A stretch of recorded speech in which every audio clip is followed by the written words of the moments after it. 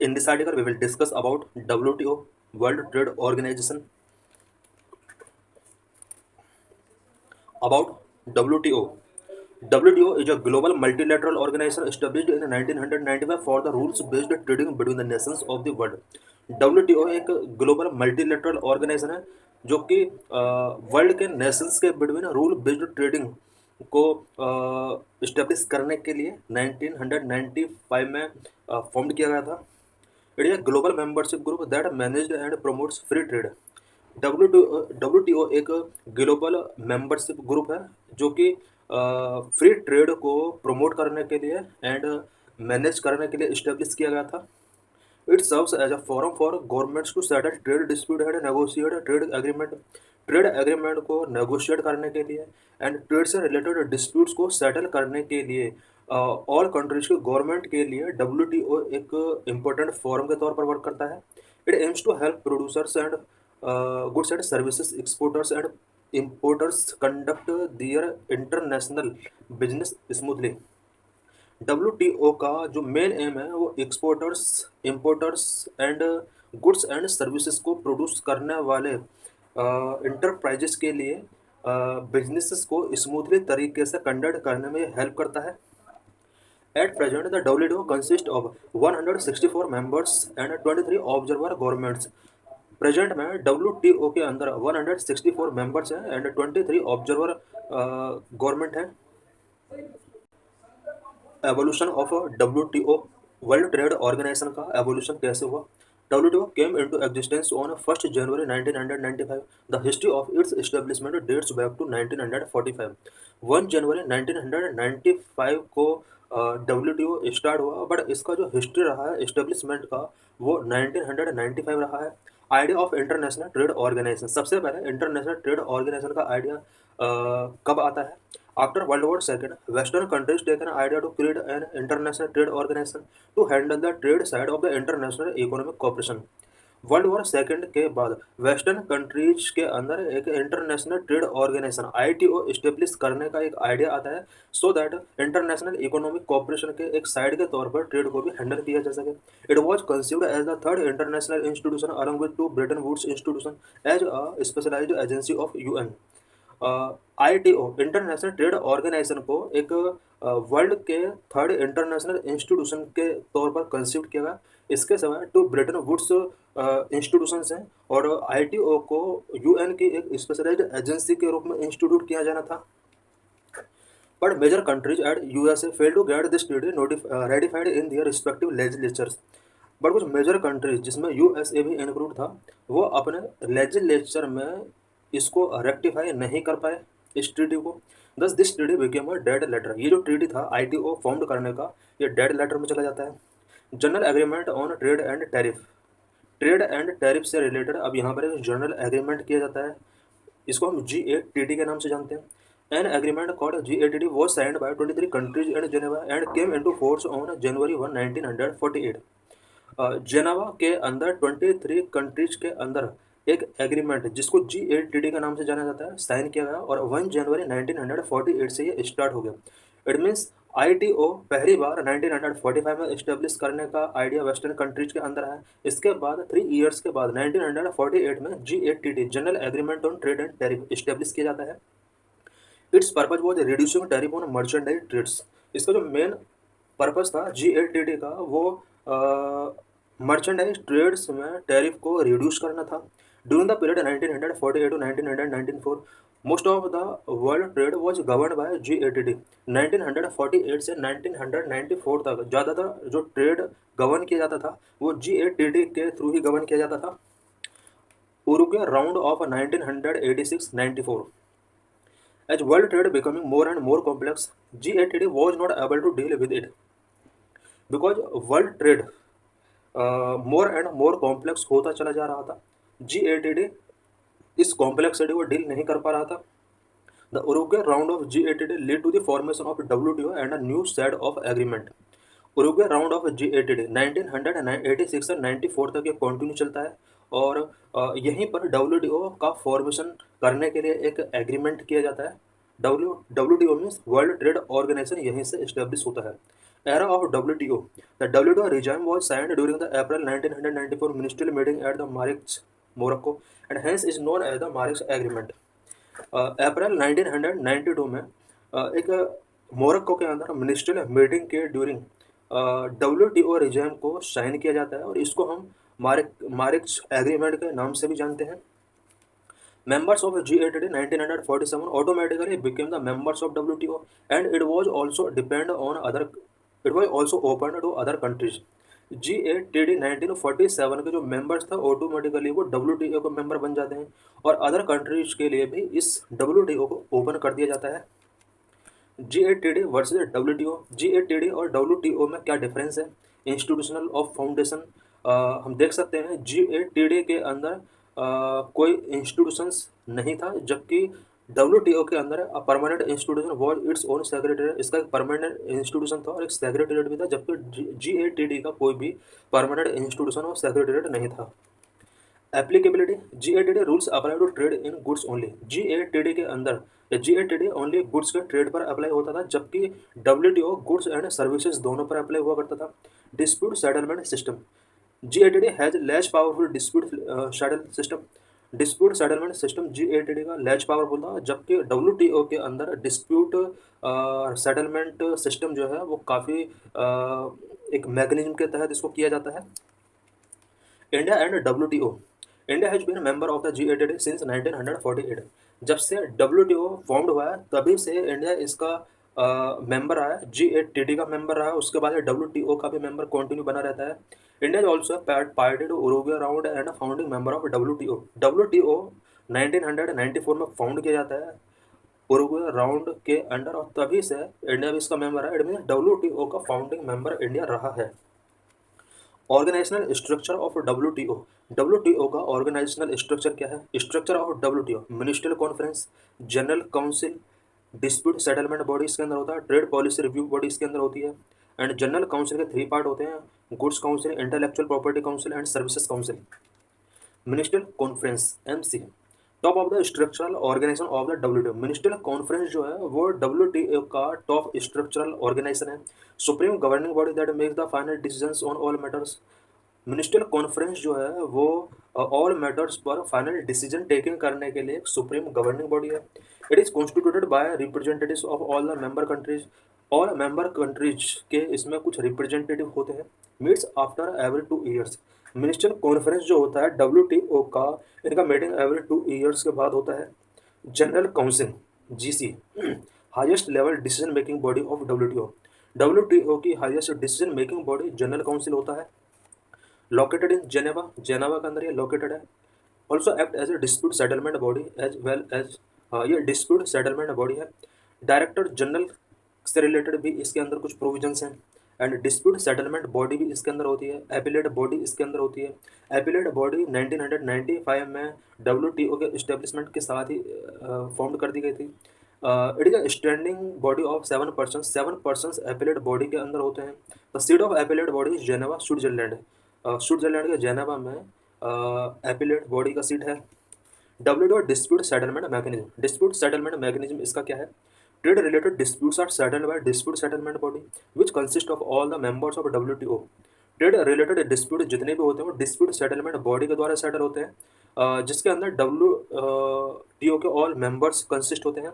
Process of dispute settlement. Dispute settlement का क्या process होता है? First stage consultation up to 60 days aimed at settling the trade dispute through conciliation. About 60 days continue पहले first stage में consultation किया जाता है डिस्प्यूट से related. Second stage up to 1 year. If consultations fail to settle the dispute DSB forms a dispute panel. Consultation अगर dispute को settle करने के लिए कंसल्टेशन फेल होते हैं तो डिस्प्यूट पैनल एक फॉर्म किया जाता है. Dispute panel report can be rejected only through consensus among the DSB members. DSB members के कॉन्सेंसस के बेस पर डिस्प्यूट पैनल रिपोर्ट को रिजेक्ट किया सकता है, अदरवाइज इसको एक्सेप्ट कर लिया जाता है. Appellate stage. Dispute panel's ruling can be appealed bye either side. किसी भी साइड के द्वारा डिस्प्यूट पैनल का जो भी रूलिंग होता है उसको अपील किया जा सकता है. Each appeal is heard by 3 member of the permanent 7 membership appellate body. Appellate body के अंदर 7 मेंबर होते हैं, 7 मेंबर में से 3 मेंबर के द्वारा अपील को हियर किया जाता है। Appellate body can uphold, reverse और modify the dispute panel's ruling.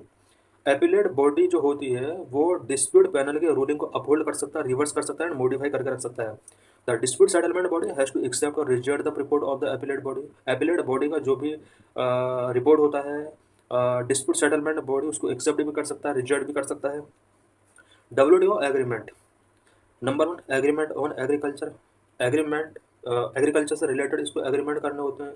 Number 2 agreement on trade in textile and clothing, textile and clothing से रिलेटेड भी इसको एग्रीमेंट्स करने होते हैं। Agreement on TRIMS, agreement on trips, general agreement on trade in services, services से related trade पर भी general agreement इनको करने होते हैं। ऑब्जेक्टिव्स ऑफ WTO, WTO के क्या क्या ऑब्जेक्टिव्स हैं? Number 1 to set rules for international trade to stimulate economic growth and employment. Economic growth and employment को स्टिमुलेट करने के लिए इंटरनेशनल ट्रेड से रिलेटेड रूल सेट करना इसका मेन ऑब्जेक्टिव है। Number 2 to provide a forum for negotiating and monitoring trade liberalisation by lowering trade barriers. Number 3 to resolve trade disputes and contribute to the peace and stability of the world. पूरा world के अंदर peace and stability को maintain करना and trade dispute को resolve करना भी इसका एक ऑब्जेक्टिव है। Number 4 to increase the transparency of decision making process related to trade, trade से रिलेटेड डिसीजन मेकिंग प्रोसेस के अंदर ट्रांसपेरेंसी को इंक्रीज करना भी इसका एक ऑब्जेक्टिव है। Number 5 to cooperate with major international economic institutions involve in global economic management. Major international economic institutions के अंदर कॉपरेट को बूस्ट करना इसका मेन ऑब्जेक्टिव है। Number 6 to help developing countries by cutting the cost of doing business giving full benefits from the global trading system. Developing countries को help करना भी WTO का ऑब्जेक्टिव्स में से है। और बिकॉज डेवलपिंग कंट्रीज को ये बिजनेस करने के लिए कॉस्ट में कटिंग को फॉलो करता है और ग्लोबल ट्रेडिंग सिस्टम के थ्रू इन्हें प्रॉफिट गिवन किया जाता है। Number 7 to encourage good governance by reducing arbitrariness, arbitrariness को रिड्यूस करके गुड गवर्नेंस को एनकरेज करना भी इसका एक ऑब्जेक्टिव है। Challenges and issues with WTO, WTO के बिफोर क्या क्या चैलेंजेस हैं, क्या क्या इशूज हैं अभी भी। Number 1 China state capitalism, China का जो स्टेट कैपिटलिज्म है ये एक WTO के लिए चैलेंजिंग बना हुआ है। Number 2 plurilateral versus multilateral agreement. Number 3 agreement on fisheries subsidies. Number 4 agreement on e commerce. Number 5 permanent solution to public stock holdings. Number 6 lack of transparency. Number 7 defunct dispute settlement body. Number of China's state capitalism. Due to size and growth of Chinese economy, the nature of China's economic system has created tensions in the global trading system. Chinese economy का जो size and growth है इसकी वजह से China का economic system का जो nature है उसकी वजह से कुछ टेंशंस ग्लोबल ट्रेडिंग सिस्टम में क्रिएट हुए हैं। The rule book of WTO is advocate for addressing the challenges posed by the Chinese economy. Chinese economy के द्वारा जो भी चैलेंजेस पोज किए गए हैं WTO के रूल बुक में उससे रिलेटेड जो रूल्स हैं वो चाइनीज थ्रेट को एड्रेस करने में इनएडिक्वेट शो हो रहे हैं। Number of plurilateral versus multilateral agreements, the debate has arisen between the developing and developed countries with respect to the nature of trade negotiations under the WTO। WTO के अंदर जो भी ट्रेड नेगोशिएशंस हैं इसके respect में developed and developing countries के बीच में कुछ डिबेट अराइज हुए हैं। Developed countries have been pushing for plurilateral agreement, but developing countries led by India want the continuation of multilateral framework as per special needs and interest of poor and developing countries. Developed countries ने हमेशा प्लूरिलैटरल agreement को push करने की कोशिश की है, वहीं developing countries जो कि इंडिया के द्वारा लीड की जा रही हैं वो चाहते हैं कि डेवलपिंग कंट्रीज के नीड्स और इंटरेस्ट के बेस पर एक मल्टीलैटरल फ्रेमवर्क होना चाहिए। Number 3 agreement on fishery subsidies, fishery subsidies से रिलेटेड भी कुछ इशूज हैं। WTO member countries are presently negotiating a multilateral treaty of fisheries subsidies which seek to ban certain forms of fisheries subsidies that contribute to overfishing. WTO member countries presently fisheries subsidies से related multilateral treaty से related negotiations करने जा रहे हैं, but India चाहता है और ये जो है ये फिशरीज सब्सिडी को बैन करना चाहते हैं।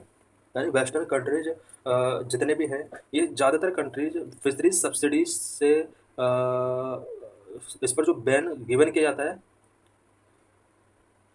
स्पेशली जो सब्सिडी ओवर फिशिंग को कंट्रीब्यूट करती है उसको बैन करना चाहते हैं। Developed countries wants the developing countries like India and China should not get special and differential treatment, but India wants special and differential treatment should be built into the fisheries subsidies agreement. Developed country चाहते हैं कि developing countries like India and China, इनको जो special and differential treatment given किया जा रहा है वो नहीं दिया जाना चाहिए, but India wants special and differential treatment. लेकिन इंडिया चाहता है या डेवलपिंग कंट्री चाहते हैं कि इन्हें special and differential treatment given किया जाना चाहिए और फिशरीज सब्सिडी से रिलेटेड एग्रीमेंट को कंटिन्यू रखा जाना चाहिए। Number 4, agreement on e commerce. The developed countries lead by the US wants to tackling barriers that prevent cross border sales and permanently banning custom duties on electronic transmission. Developed country चाहते हैं कि cross border sales को prevent करने के लिए जो barriers हैं उनको टैकल किया जाना चाहिए, साथ ही इलेक्ट्रॉनिक ट्रांसमिशंस के थ्रू जो कस्टम ड्यूटी पुट की जाती है उसका परमानेंटली उनको बैन किया जाना चाहिए। India is clearly stated that it is against any binding rule on e commerce. India चाहता है कि ई कॉमर्स पर कोई भी अगर बाइंडिंग रूल है वो नहीं होना चाहिए। नंबर है permanent solution for public stock holding. India has been demanding a permanent solution on public stock holding in order to implement national food security. India चाहता है कि नेशनल फूड सिक्योरिटी एक्ट को इम्प्लीमेंट करने के लिए permanent solution public stock holding से related होना चाहिए। Number 6, lack of transparency. There is no universally accepted definition of what qualifies as a developing और डेवलप्ड कंट्री। कोई भी यूनिवर्सली एक्सेप्टेड डेफिनेशन नहीं है कि किसको डेवलपिंग के अंदर और किसको डेवलप्ड कंट्री के तौर पर एज ए क्वालिफिकेशन रखा जाना चाहिए। It mean developing and developed country का कोई भी अभी क्वालिफिकेशन स्केल नहीं है। Members can self-designate as developing countries to get special and differentiated treatment, a practice that is often contested. Member countries self designate कर लेते हैं कि वो डेवलपिंग कंट्रीज सो दैट उन्हें special and differential treatment given किया जा सके। Number 7, defunct dispute settlement body. Defunct dispute settlement body से रिलेटेड कुछ इशूज हैं। DSP dispute settlement body has been lying defunct since last many years due to non appointment of judges in the appellate body। Because last कुछ year से appellate body के अंदर जजेस का non appointment of जजेस का appointment नहीं हो रहा है, इस वजह से डिस्प्यूट सेटलमेंट बॉडी डिफंक्ट हो चुका है। सजेस्टेड रिफॉर्म इन WTO के अंदर क्या क्या रिफॉर्म्स की इस टाइम नीड है। Number 1, new set of rules. Modernising the WTO will require a new set of rules for dealing with e-commerce and digital trade। E commerce and digital trade को deal करने के लिए new set of rules का WTO के अंदर बहुत ही ज़रूरत है सो दैट WTO को मॉडर्नाइज किया जा सके। Number 2, tackling Chinese threat. It also need to deal more effectively with China's trade policies and practices including threat arising from industrial subsidies and state owned enterprises. Because China के trade policies and practices की वजह से कुछ threat WTO के before या पूरे world trading system के before create हुए हैं, सच एज इंडस्ट्रियल सब्सिडीज से related and state owned enterprises की वजह से कुछ थ्रेट अराइज हुए हैं, इनको इफेक्टिवली तरीके से डील करने की जरूरत है। Number 3, environmental sustainability. Enhancing efforts to align trade policies with environmental sustainability could address climate challenge and rejuvenate the WTO। अगर हम ट्रेड पॉलिसीज को इन्वायरमेंटल सस्टेनेबिलिटी के साथ अलाइन करते हैं तो इसके थ्रू क्लाइमेट चैलेंज को एड्रेस किया जाता है और साथ ही WTO को रिजुविनेट किया जा सकता है। So thanks for watching this video.